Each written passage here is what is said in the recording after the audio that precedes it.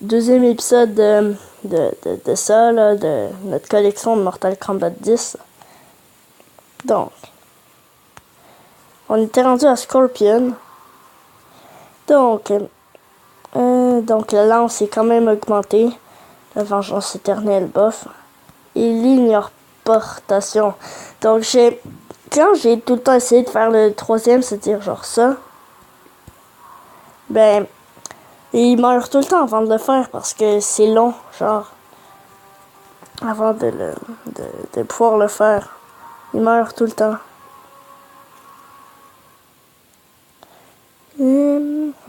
Oh, la lance, quand le scorpion il l'utilise sur moi, l'adversaire, ça fait quand même chier parce que on est étourdi et quand on veut changer de personnage, genre, faut attendre qu'il soit plus étourdi, je pense. Mais ça prend du temps, quoi. Donc, presque niveau 25, mais il est niveau 24, il est dans les arts martiaux. Est-ce que j'avais dit que Kano était dans l'outre-monde? Parce qu'il me semble que une fois, dans l'épisode 1, j'avais arrêté de dire s'il était... Non, j'avais arrêté à Kano, j'avais oublié de le dire. Qu'il était dans l'outre-monde. Donc, lui, c'est arts martiaux. Arts mortels. Attaque plus 15% pour les coéquipiers arts martiaux. Ouais, mais j'aime pas ce skin-là. C'est le revenant Scorpion, non? Parce que dans le sort de Mortal Kombat 10, quand il est en revenant avec Sub-Zero, dans le chapitre 1 avec Johnny Cage, quand il est dans l'hélico, Sub-Zero et Scorpion ils prennent en chasse l'hélico et Scorpion il avait ce skin-là. Dans Mortal Kombat 9, l'histoire aussi, il était comme ça. Et j'aime pas du tout ce skin. Donc, voilà. Donc, oui, je dis pas les trucs genre attaque santé parce que vous allez le voir de toute façon. Donc, je veux pas dépenser d'énergie pour ça, quoi. Oui, je suis un trou du cul. Donc, la carte or tout à droite, vous pouvez pas la voir, mais vous l'avez sûrement deviné. Hein. Donc, je sais pas, vous en avez entendu, mais il a dit Tremor. Mais vous êtes sourd. Merde, j'ai pas dit les soutiens pour Scorpion. Parce qu'ils sont tous augmentés au maximum. Vous avez juste à regarder. Donc, pour elle, il y a juste l'attaque et l'électricité. Je sais pas comment on appelle ça. Régénération d'énergie. Ok, ouais. Ah, ouais. C'est la régénération d'énergie. Oh. Ouh. Ok, je savais pas ça. Donc, elle est dans les FS. J'avais dit dans l'épisode 1 que j'allais pas dire opération spéciale et j'allais dire FS pour force spéciale. Donc, santé, je veux l'avoir et tout. Donc, voilà. Arme d'assaut. C'est comme Sonya Blade, ça, mais en moins amélioré. Enfin, ici, dans mes souvenirs, c'est comme ça. Attaque 5% pour les FS. Je vais m'habituer de dire FS. Donc, Oni. C'est un dieu, ça, non? Ouais, je suis pas assez pour l'acheter. Donc, il y a Furie démoniaque pour l'attaque. Et la créature du Nether augmentée une fois. Donc, j'ai juste eu ceux-là, soit avec les packs combat, les packs de cartes, c'est-à-dire 2 cartes et un personnage argent. Mais je sais pas pourquoi, mais une fois, quand j'ai acheté 2 packs d'affilée de packs de cartes, c'est-à-dire avec le truc argent, avec la carte argent à la fin, et bien une fois j'ai eu 2 cartes or. Quand j'en ai acheté 2, évidemment, la première j'avais eu VIP John Cage, puis le deuxième j'ai eu Agilité et Reptile. Ça, j'ai vraiment, je me demandais qu'est-ce qui se passait. Donc, c'est soutien, hein, vous pouvez les voir. Enfin, créature de ça, est-ce que je l'ai dit? Bon. Mais sinon, malédiction. Lorsqu'il est battu, l'adversaire perd une barre de force. Ah oui, et ça me fait chier quand ça fait ça. Enfin, ça fait tout le temps quand il meurt. Ça me fait vraiment chier. Donc, Kotalkan. Il a augmenté 2 fois. Puis, Oni, il a augmenté 1 fois, j'ai oublié de le dire. Est-ce qu'on a fait l'Oshtek? Je pense pas. Donc, Tlaneltokaz.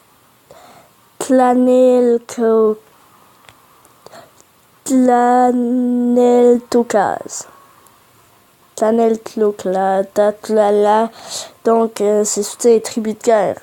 Laisse pour sa vie une seule fois. Aucun équipement, Oshtek, il a augmenté 2 fois. Personnage de l'Outre-Monde. Ça, je pense que c'est les sbires, parce que dans l'histoire, hein, ben, c'est les sbires, quoi. Puis ils sont en... Je vais pas trop vous spoiler, mais Mileena et Kotalkan, ils sont en guerre de... Une guerre civile, voilà. J'avais oublié le nom. Bon. Soif de sang, attaque plus 5% pour les coéquipiers de l'Outre-Monde. Ouh. Mais c'était pas Kotalkan qui buvait le sang. Non? Puis c'est d'ailleurs... Attends, j'ai pas lu la petite note, je pense. Ah ben oui, je viens de le lire il y a 2 secondes. Kotalkan. Maintenant. Donc, voilà, soif de sang, attaque plus 15% pour les coéquipiers de l'Outre-Monde. Voilà ce que je disais. Donc, offrande sanglante. C'est quoi déjà? Je pense que oui, il paf sur l'adversaire et du coup, il y a de la force. D'ailleurs, c'est ça le logo du truc. Donc, augmenté 2 fois et le nouvel empereur de l'Outre-Monde, il est niveau 14. J'ai oublié de dire le niveau des Ah oui, mais ça ressemble à ça, genre quand il fait ça. Quand il fait son attaque, il ferait en faisant cette affaire-là. Enfin, voilà. Bon. Je l'explique mal, je sais. Mais on s'en fout. Enfin, vous non, mais... moi oui. Urmak. Donc, Urmak, d'habitude, c'est un bug. Il a choisi Urmak parce que error macro. Erreur de macro. Donc, ER pour erreur et MAC pour macro. J'ai lu ça sur Wikipédia. Donc, je sais pas voir. Ouh, c'est stylé son truc vert. Donc, fusion d'âme. Lorsqu'un coéquipier est battu, il gagne 40% de son attaque de résistance une fois par combat maximum. J'ai pas très bien compris. Donc, son attaque et tout. Donc, il l'a augmenté une seule fois. Alors, Mac, je l'ai acheté, je me suis dit... oui, je me suis aussi dit qu'il nous laisse le choix entre Urmak et Jax au même prix, mais Urmak, il est plus fort.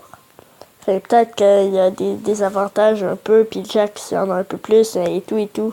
Mais bon.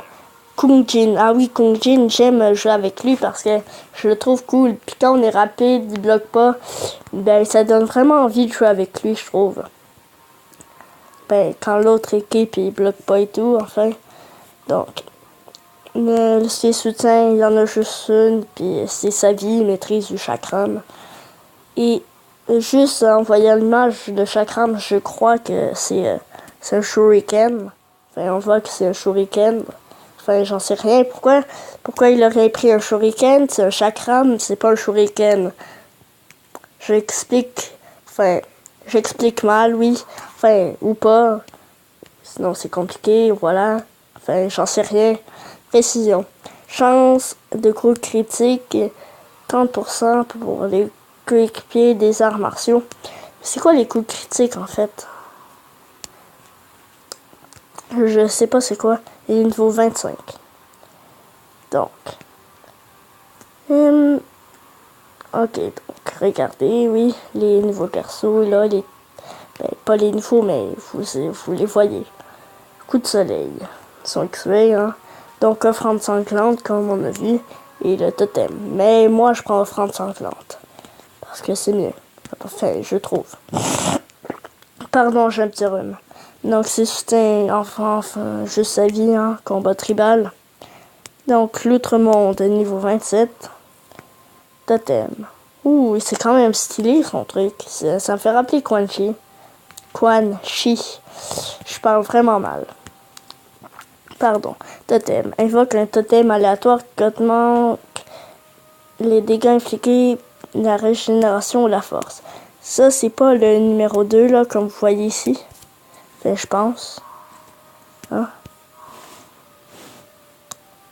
Sub-Zero, ça, c'est un de mes personnages les plus forts. Donc, boule de glace, pas augmenté. Oh, ses soutiens sont augmentés au maximum, hein, comme vous voyez. La glissade gelée.